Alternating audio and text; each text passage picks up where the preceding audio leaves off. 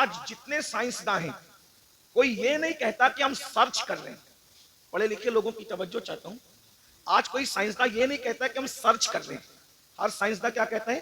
ہم ریسرچ کر رہے ہیں. تو ریسرچ کا مطلب کیا ہے؟ پہلے جو سرچ ہو چکا ریسرچ اسی کا تو ہوتا ہے. اس کا مطلب سائنس آج بھی یہ ماننے کو تیار ہے کہ پہلے کسی نے سرچ کیا تھا اسی کی ریسرچ ہم کر رہے ہیں. توجہ فرمائیں. تو یہ سرچ کس نے کیا؟ یہ سرچ کس نے کیا؟ آپ قرآن اٹھا کر دیکھیں تو پتا چلے گا ماں کے پیٹ میں بچہ کب کس وقت کس شکل کا ہوتا ہے. ہر مذہب خاموش ہے. اگر کوئی جواب دے رہا ہے وہ اسلام ہے اور صرف اسلام ہے. سبحان اللہ سبحان. یار نعمتیں بانٹتا جس سمت وہ ذیشان گیا, ساتھ ہی منشی رحمت کا قلم دان گیا. لے خبر جلد کے غیروں کی طرف دھیان گیا. میرے مولا میرے آقا تیرے قربان گیا. آہ وہ آہ کے ناکام تمنا ہی رہی. ہائے وہ دل جو تیرے در سے پر ارمان گیا. دل ہے وہ دل جو تیری یاد سے معمور رہا. سر ہے وہ سر جو تیرے قدموں پہ قربان گیا. انہیں جانا انہیں مانا نہ رکھا غیر سے کام. انہیں جانا انہیں مانا نہ رکھا غیر سے کام. للہ الحمد میں دنیا سے مسلمان گیا. آج کی یہ محفل دارالعلوم اہل سنت اسلامیہ ترکیہ کے سالانہ اجلاس کے حوالے سے دستار بندی کے موقع پر انعقاد پذیر ہے.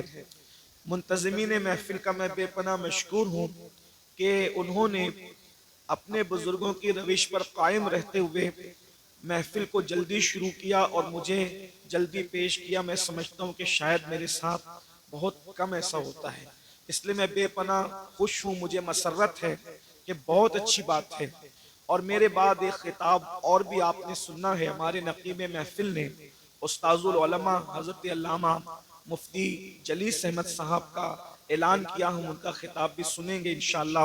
باقی اور یہاں جو علماء ائمہ ہے کچھ کو میں جانتا ہوں اکثر کو نہیں جانتا, لیکن ان سب کے حوالے سے گفتگو کا آغاز کرتا ہوں. اور آغاز ہی میں دعا کرتا ہوں کہ حضرت مولانا عابد صاحب جو علیل ہیں اللہ تبارک و تعالی انہیں شفا عطا فرمائے, عمر نو عطا فرمائے.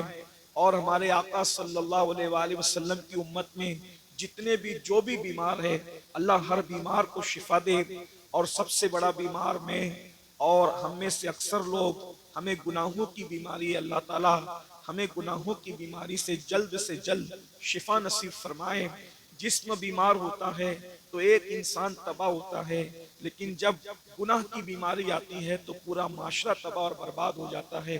اس لیے اللہ کی بارگاہ میں ہمیشہ دعا کرتے رہنا چاہیے کہ اللہ ہمیں جسمانی بیماری سے بھی بچائے, روحانی بیماری سے بھی بچائے.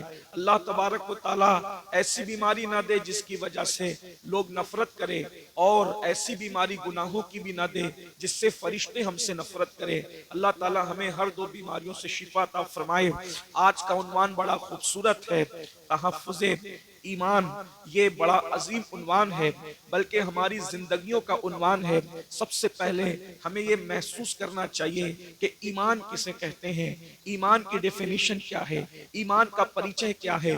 اگر ہمیں پتہ چل جائے کہ ایمان کسے کہتے ہیں, ظاہر سی بات ہے ایمان کو تحفظ ہم اسی وقت جو وہ فراہم کر سکیں گے, ہم اسی وقت ایمان کی حفاظت کر سکیں گے جب ہمیں ایمان پتہ ہوگا.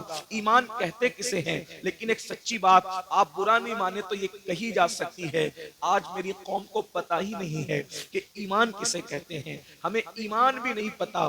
جس قوم کو ایمان نہیں پتا وہ قوم اپنے ایمان کی حفاظت کیسے کرے گی. کتنا بڑا المیہ ہے کہ اللہ کے بارے میں کیا عقیدہ رکھنا چاہیے ہماری نئی نسل کو نہیں پتا ہے. رسول اللہ کے بارے میں عقائد کیا ہونا چاہیے ہماری نئی نسل کو نہیں پتا ہے. آخرت کے بارے میں کیا عقیدہ ہونا چاہیے ہماری نسل کو نہیں پتا ہے. اگر ایمانیات کے باب میں ایمان کسے کہتے ہیں اگر دو جملوں میں بیان کیا جائے تو میں اتنا کہہ سکتا ہوں, اللہ کے رسول صلی اللہ علیہ وآلہ وسلم اللہ کی طرف سے جو کچھ لے کر کے آئے اس کو دل سے ماننا اور زبان سے اس کا اعلان کرنا, اس کا نام ایمان ہے. دل دل سے ماننا اور زبان سے اعلان کرنا، اقرار کرنا، اس کا نام ایمان ہے۔ حضور جو کچھ لے کر کے آئے، اپنی عقل کا گھوڑا نہیں دوڑانا، حضور جو کچھ لے کر آئے ہمیں ماننا ہے۔ اور یاد رکھنا ایمان کی طاقت کیا ہے، ایمان کی قوت کیا ہے۔ بڑی بڑی طاقتیں، ہتھیار کی طاقتیں، جس کے سامنے سجدہ ریز ہے اسے ایمان کہتے ہیں۔ ایمان کتنا پاورفل ہے، ایمان کتنا عظیم ہے، یہ ایمان ہی ہے۔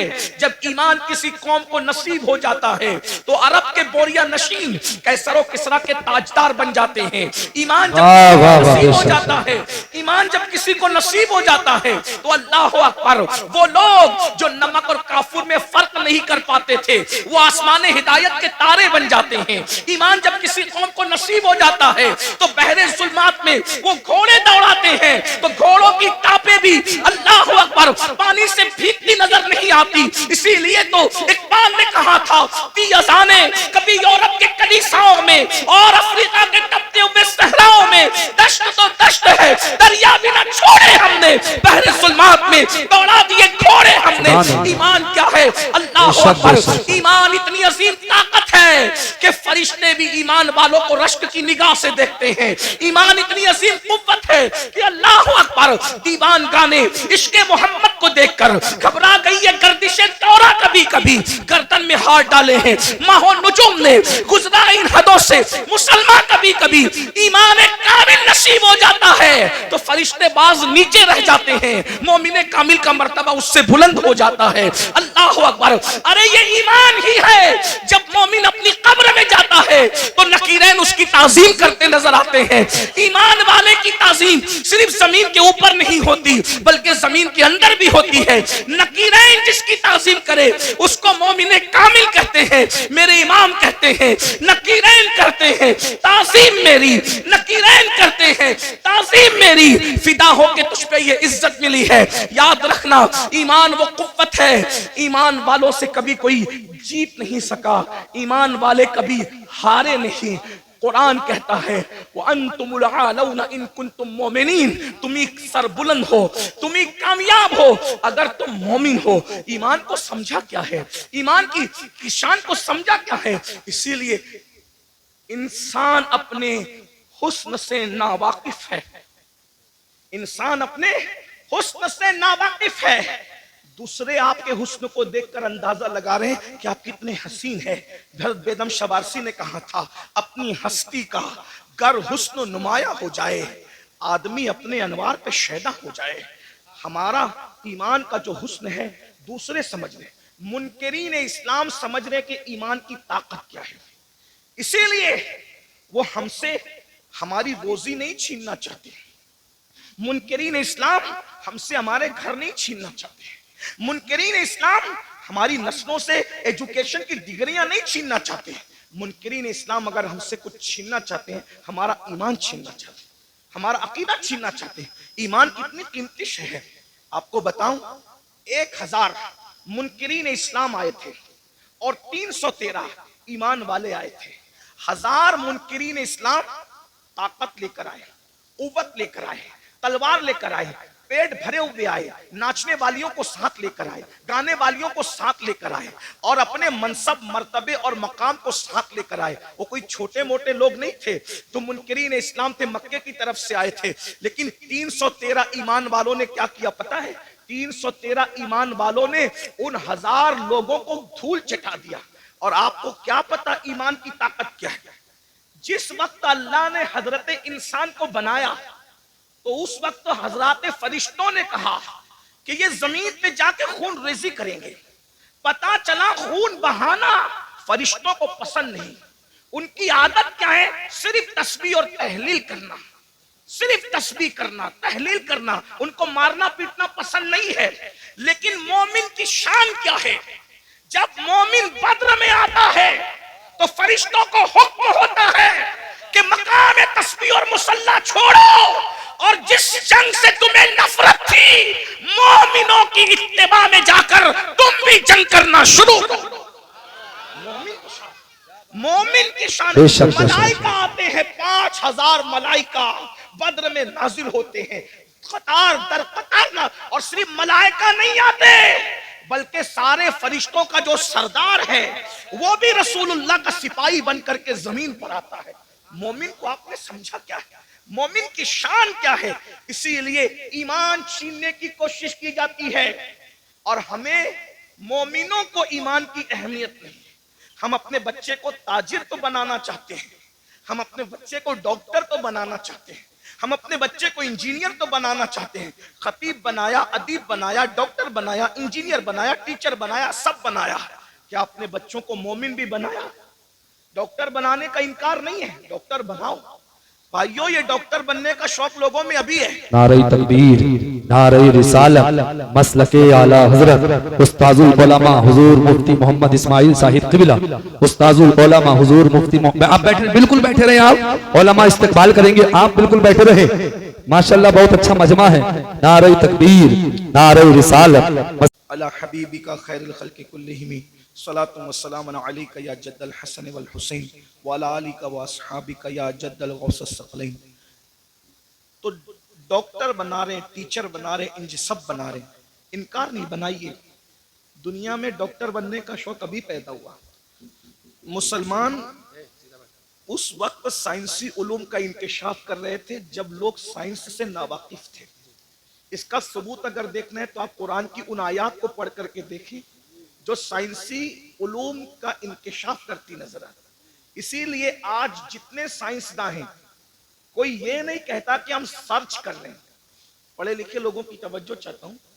آج کوئی سائنسداں یہ نہیں کہتا کہ ہم سرچ کر رہے ہیں. ہر سائنسداں کیا کہتا ہے؟ ہم ریسرچ کر رہے ہیں. تو ریسرچ کا مطلب کیا ہے؟ پہلے جو سرچ ہو چکا ریسرچ اسی کا تو ہوتا ہے. اس کا مطلب سائنس آج بھی یہ ماننے کو تیار ہے کہ پہلے کسی نے سرچ کیا تھا اسی کی ریسرچ ہم کر رہے ہیں. توجہ فرمائیں. تو یہ سرچ کس نے کیا؟ یہ سرچ کس نے کیا؟ آپ قرآن اٹھا کر دیکھیں تو پتا چلے گا ماں کے پیٹ میں بچہ کب کس وقت کس شکل کا ہوتا ہے. ہر مذہب خاموش ہے. اگر کوئی جواب دے رہا ہے وہ اسلام ہے اور صرف اسلام ہے. دیکھیں نا یہ جو سرچ پیش آج لوگ ریسرچ کر رہے ہیں. سرچ تو ہم نے کیا ہے، تلاش تو ہم نے کیا ہے. اللہ اکبر. اسی طریقے سے فرعون کی ممی کے بارے میں اس کی لاش جو میوزیم میں پڑی ہوئی ہے اس کے بارے میں جب پی ایم کیا گیا تو ڈاکٹر اور سائنسداں اس نتیجے پہ پہنچے کہ یہ سمندر میں ڈوب کر کے مرا ہے. یہ رپورٹ تھی اس کے پی ایم کی. لیکن سوچا کہ آخر یہ ڈوب کے مرا، سمندر میں ڈوبنے والا باہر کیسے نکل سکتا ہے؟ سارے مذاہب کی کتاب خاموش تھی. اسلام نے کہا، قرآن نے کہا کہ ہم نے تیری لاش کو اس لیے بچایا تاکہ ہم تجھے لوگوں کے لیے عبرت بنا دیں. دیکھو قرآن بولتا نظر آیا. میرے بھائیوں ایمان کی، اسلام کی عظمت کو سمجھو.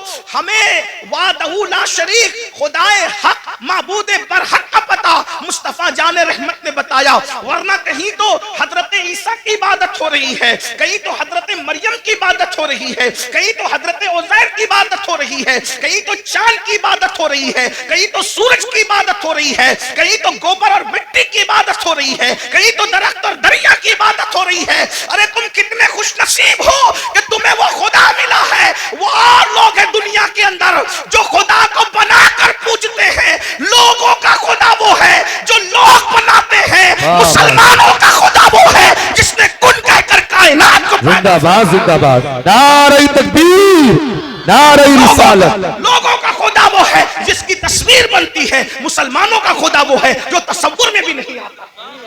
اوروں کا خدا تصویر میں آتا ہے، ہمارا خدا تصور میں بھی نہیں آتا. ہمارا خدا اتنا بلند ہے، ارے جو تصور میں نہیں آتا وہ ہمارا خدا ہے. اللہ اکبر. اور پھر لوگ عظمت کا اندازہ کیا لگائیں جب محمد الرسول اللہ اس کے بنائے ہوئے بندے کی عظمت کی حقیقت کو لوگ نہ جان سکیں. جب اس کا بندہ اتنا بے مثال ہے تو وہ خدا کتنا بے مثال بات ہے. زندہ باد، زندہ باد. ایمان کی اہمیت کو سمجھو. کون سا مذہب ہمیں نصیب ہوا ہے. اسی لیے آج ہم ایمان کی، مسلمان ایمان کی اہمیت نہیں سمجھ پا رہا ہے. منکرین اسلام اہمیت سمجھ گئے.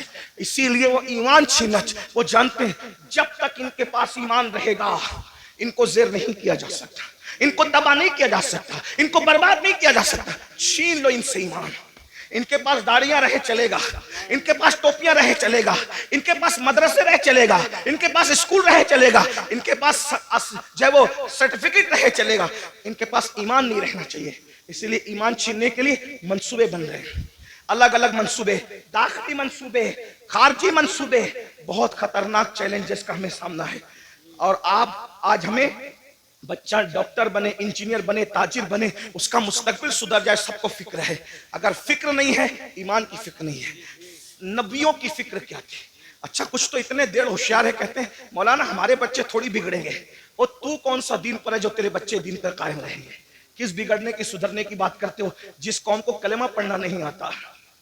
ہمارے بزرگوں نے کہا کہ نکاح کی محفل میں جاؤ تو کلمہ پڑھاؤ تو نہیں پڑھ پاتے، تو جو شادی کی خوشی کے موقع پر قاضی کے پڑھانے پہ کلمہ نہیں پڑھ پاتے، وہ موت کے اضطراب میں کیا کلمہ پڑھ پائیں گے؟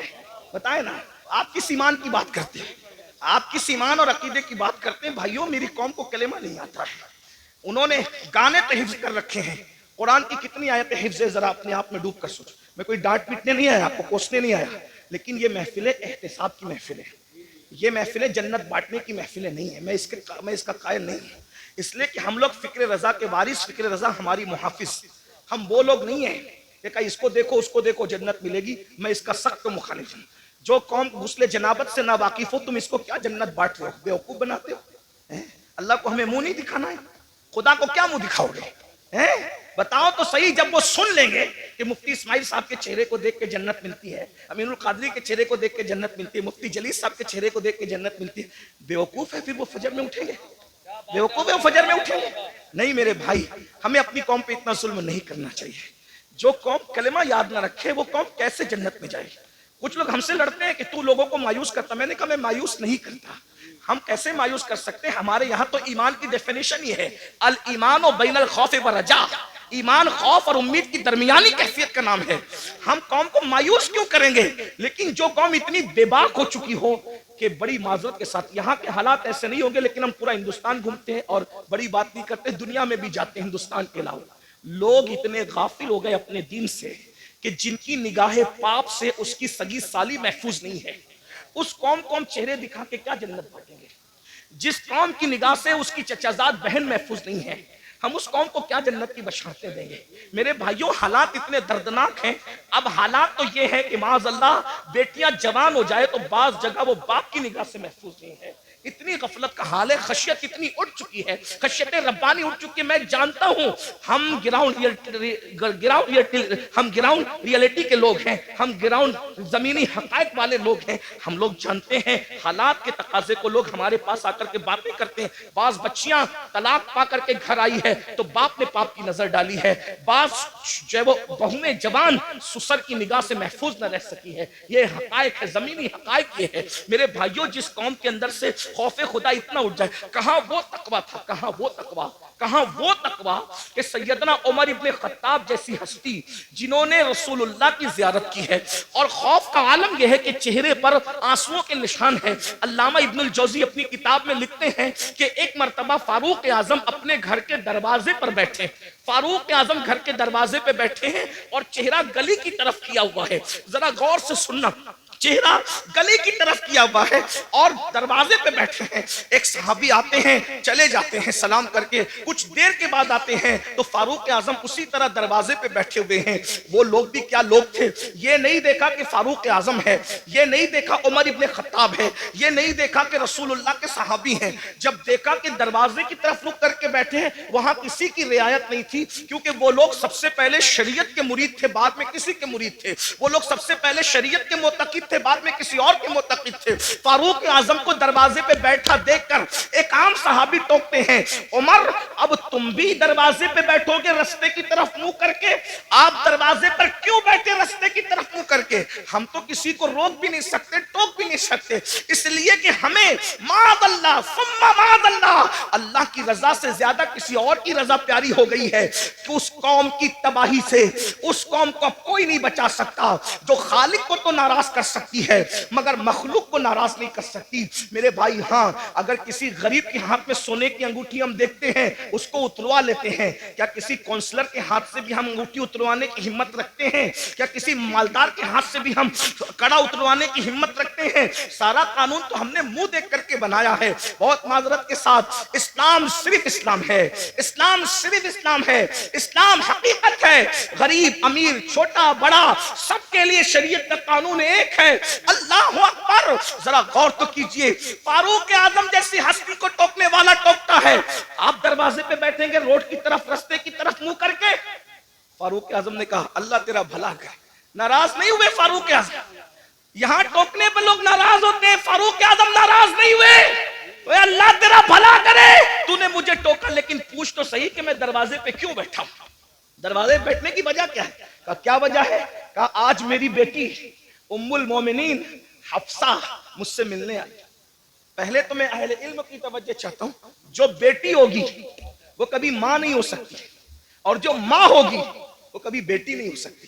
لیکن رسول اللہ کے نکاح میں جانے کی وجہ سے حفصہ کی شان یہ ہو گئی تھی کہ وہ فاروق اعظم کی بیٹی بھی تھی کہ ان سے پیدا ہوئی تھی, لیکن فاروق اعظم کی ماں بھی تھی کیونکہ رسول اللہ کے نکاح میں تھی. بے شک بے جہاں شک. ماں اور بیٹی کے دونوں رشتے ایک ساتھ جڑے ہیں, لیکن فاروق اعظم کا تقویٰ دیکھو.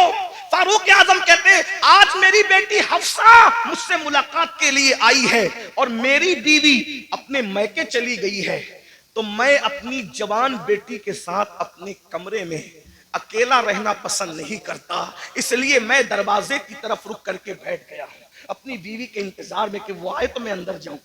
وہ لوگ تھے اللہ کے خوف اور خشیت, جو بیٹی کے ساتھ جو ماں بھی ہو ام المومنین بھی ہو اس کے ساتھ تنہائی میں بیٹھنا گوارا نہیں کرتے. یہ وہ لوگ تھے. اور آج کیا ہو رہا ہے, کیا کر رہے ہو؟ اسلام کہاں نظر آتا ہے مجھے بتاؤ. وہ قوم ایمان کو تحفظ کیسے دے سکتی ہے جس کے پاس ایمان کی کوئی اہمیت ہی نہیں. آؤ نبی کی فکر دیکھو. قرآن نے ایک نبی کی موت کا ذکر کیا. پہلے تو یہ سن لیں کہ ہم اہل سنت کے بارے میں لوگ بکواس کرتے ہیں, کہتے ہیں یہ لوگ نبی کی موت نہیں مانتے. میں نے کہا جھوٹ ہے. ہم اللہ کے سوا سب کی موت مانتے ہیں, حتیٰ کہ ہمارا عقیدہ ہے کہ موت کو بھی موت آئے گی. موت کو بھی موت, ہمارا عقیدہ. لوگ ہمارے عقیدے خود سے بیان کرتے ہیں, کبھی ہم سے سننے کی کوشش ہی نہیں کرتے. کبھی کہتے ہیں یہ سنی نبی کو بشر نہیں مانتے. ہم نے کہا جو نبی کو بشر نہ مانے ہم اس کو کافر سمجھتے ہیں. نبی بشر ہوتا ہے, لیکن تمہارے ماننے میں ہمارے ماننے میں فرق یہ ہے, نبی بشر ضرور ہوتا ہے لیکن وہ ہماری طرح بشر نہیں ہوتا. وہ خیر البشر ہوتا ہے, وہ سید البشر ہوتا ہے, وہ رشک بشر ہوتا ہے, وہ افضل البشر ہوتا ہے. ہاں, بلکہ لباس بشر میں نبی کو بھیج کر قدرت نے بشریت کو معراج عطا فرما دی ہے. بیدم شبارسی نے کہا تھا ابعاد بھی کچھ اور ہماری نظر میں ہے, ابعاد بھی کچھ اور ہماری نظر میں ہے, جب سے سنا ہے یار لباس بشر میں ہے, جب سے سنا ہے یار لباس بشر میں ہے. تو نبی کو موت آتی ہے, اور نبی کو موت آئی.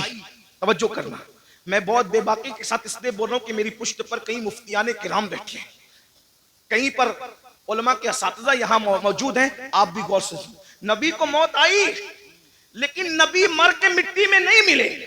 موت آئی مگر ایک آن کے لیے آئی, جس کو اہل سنت کا امام یوں بیان کرتا ہے انبیاء کو بھی اجل آنی ہے مگر ایسی کہ فقط آنی ہے. پھر وہی موت کے بعد ان کی حیات مثل سابق وہی جسمانی ہے. اس کی ازواج کو جائز ہے نکاح, اس کا ترکہ بٹے جو فانی ہے. تو زندہ ہے واللہ, تو زندہ ہے واللہ, میری چشم عالم سے چھپ جانے بے شک. سبحان اللہ سبحان اللہ. ایک نبی کی موت کا ذکر ہو رہا ہے. قرآن کہتا ہے اذ حضر یعقوب الموت, سورۃ البقرہ ہے. اللہ پاک ارشاد فرماتا ہے اور یاد کرو, اذ یاد کرو, حضر یعقوب الموت. ہائے ہائے, قرآن بیان کر رہا ہے نبی کی موت کو. کیا کہا؟ حضر یعقوب الموت. حضر یا موت حاضر ہوئی, موت حاضر ہوئی کہاں؟ یعقوب علیہ السلام کے پاس. پتا چلا انبیاء کی بارگاہ وہ ہے جہاں موت بھی حاضر ہوتی ہے, موت بھی حاضری دیتی ہے. ہاں, اس کا مطلب یہ کہ تم اور طرح مرتے ہو, انبیاء اور طرح دنیا سے تشریف لے جاتے ہیں. دیکھیے حاضر ہونے میں اور تشریف لانے میں فرق ہے. ویسے یوپی میں بتانے کی ضرورت نہیں, یوپی کے لوگ بہت پڑھے لکھے ہوتے, اردو تو جانتی ہیں. اگر کوئی چھوٹا کسی بڑے کے پاس آ کر کہے کہ میں تشریف لایا تو پڑھا لکھا آدمی ضرور ہنسے گا کہ بڑوں کے پاس تشریف نہیں لاتے بلکہ بڑوں کے پاس حاضر ہوتے ہیں. اور جب بڑا کہے گا، جیسے مثال کے طور پہ اگر میں کہوں کہ حضرت مفتی اسماعیل صاحب کی بارگاہ میں حاضر ہوا تو صحیح ہے، لیکن اگر یہ کہوں کہ میرے پاس مفتی اسماعیل صاحب حاضر ہوئے تو غلط ہو گیا، بلکہ مجھے کیا کہنا پڑے گا؟ حضرت مفتی اسماعیل صاحب تشریف لائے۔ بات سمجھ میں آتی ہے؟ اب قرآن کیا کہہ رہے؟ حضر یعقوب الموت، موت حاضر ہوئی یعقوب کے پاس، تو پتا چلا یعقوب بڑے ہیں علیہ السلام، اور مرتبہ موت، یہاں موت سے مراد موت کا فرشتہ ہے۔ ظاہر سی بات ہے ہمارے نبیوں سے رسول ملائکہ کا مرتبہ افضل نہیں ہے، ہے نا؟ ہمارے یہاں پڑھایا جاتا ہے رسول ملائکہ سے انبیاء کرام اور رسولان اعظام جو انسانوں میں ہیں وہ افضل ہے، ٹھیک؟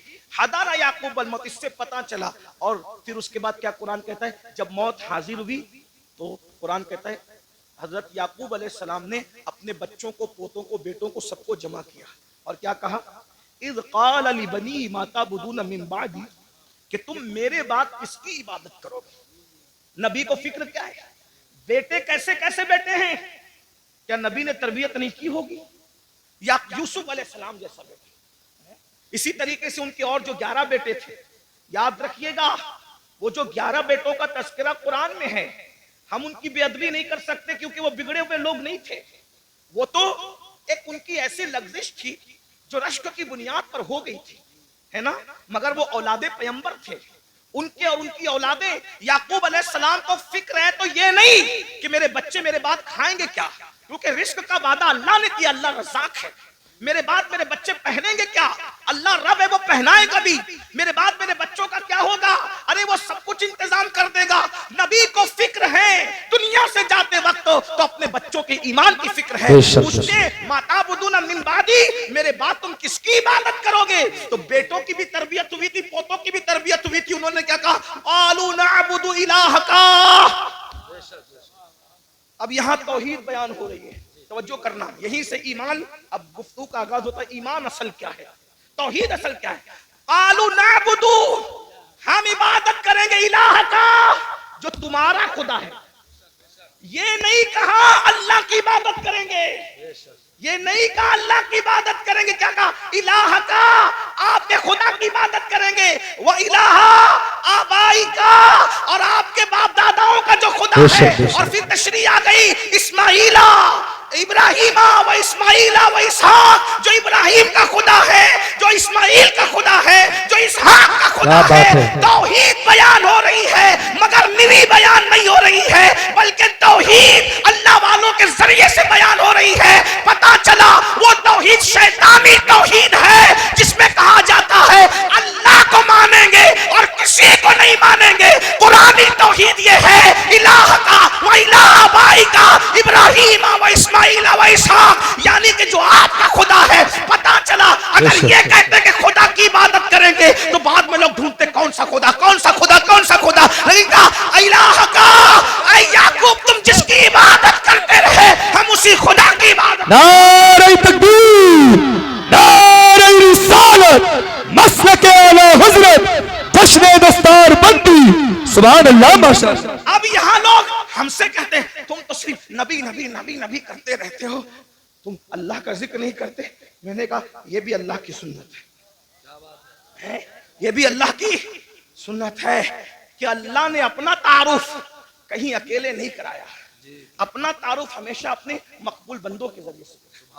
آئیے میں چونکہ مدرسے کی محفل ہے تھوڑی مشکل بات کر دوں، علماء کی برکت سے اللہ آپ کو سمجھا دے گا، آپ کی سمجھ میں آ جائے۔ کچھ لوگ حضور کے پاس آئے اور پوچھنے لگے کہ آپ کا خدا کیسا ہے وہ بتائیے۔ خدا کو دیکھنے کی تمنا تھی، آپ کا خدا کیسا ہے وہ بتائیے۔ تو وہ پوچھنے لگے آپ کا خدا مٹی کا ہے، سونے کا ہے، چاندی کا ہے، تانبے کا ہے؟ کیونکہ اب تک وہ یہی سب دیکھ رہے تھے نا، تو جو دیکھ رہے تھے وہی دماغ میں گھوم رہا تھا۔ آپ کا خدا کیسا ہے اے محمد صلی اللہ علیہ وسلم؟ ہم اس طرح حضور کا نام نہیں لیتے لیکن انہوں نے کہا تو میں نقل کر رہا ہوں، یا کہا اے مسلمانوں کے پیغمبر آپ کا خدا مٹی کا ہے، تانبے کا ہے، پیتل کا ہے، کیسا ہے آپ کا خدا؟ تو اللہ نے ایک سورت پورے قرآن میں اپنے لیے خاص کر، دیکھو اہل سنت لوگ کہتے ہیں ان کو تو نبی اس وقت کچھ نظر نہیں آتا، یہ شرک کرتے ہیں۔ ہم نے کہا پاگل ہوئے ہو، تم بھی انگریزوں کی پیداوار میں سے پیداوار ہو، قرآن سمجھتے نہیں؟ اگر تم نے غداری نہ کی ہوتی تو آج امت کا یہ حال نہ ہوا ہوتا. سہارنپور والوں، سہارنپور کے آس پاس والوں، بہت برا کیا تم نے. تمہیں مر کے اللہ کو جواب دینا ہے. توحید کے نام پہ تم نے توحید کا گلا گھونٹنے کی کوشش کی ہے. لیکن قرآن کی توحید میں آپ کے سامنے پیش کر رہا ہوں. میری بات مشکل تو نہیں لگی، اتنی مشکل کبھی نہیں کرتا، لیکن چونکہ ایمان ہی ایک مشکل عنوان ہے نا. تو اللہ کے نبی سے پوچھا گیا. میں بھی ہو سکتا تھوڑا سبق سنا دوں آپ کو، آپ کے ہمارے علماء کو، تاکہ آپ کو سمجھ میں آئے کہ ایمان کیا ہے، اللہ کیا ہے. اللہ کا یہ تو سمجھ میں آئے. تو اللہ کے رسول سے پوچھا، حضور سے پوچھا کہ آپ کا اللہ کیسا ہے، مٹی کا ہے، سونے کا ہے، تانبے کا ہے، پیتل کا کیسا ہے. تو اللہ نے ایک سورت پوری صرف اپنے لیے کر لی. 114 سورتوں میں ایک سورت اللہ کے لیے. ہر سورت میں سب کا بیان ہے. سورہ فاتحہ اتنے مضامین ہیں کہ زندگی ختم ہو جائے مضامین ختم نہ ہو. یہی قرآن کا معجزہ ہے. توریت کے سارے مضامین، انجیل کے سارے مضامین، زبور کے سارے مضامین، صحائف ابراہیم اور تمام انبیاء کے صحیفوں کے سارے مضامین قرآن میں، اور قرآن پورا سمٹ کر سورہ فاتحہ میں آ جاتا ہے. اور سورہ فاتحہ پوری سمٹ کر بسم اللہ میں آ جاتی ہے، اور بسم اللہ پوری سمٹ کر با میں آ جاتی ہے، اور با پوری سمٹ کر با کے نقطے پوائنٹ میں آ جاتی ہے. اسلام نے 1450 سال پہلے کہا تھا کہ نقطہ بھی بے معنی نہیں ہوتا. اس لیے آج سائنسدان تحقیق کر رہے ہیں کہ نقطے کا مطلب کیا ہے.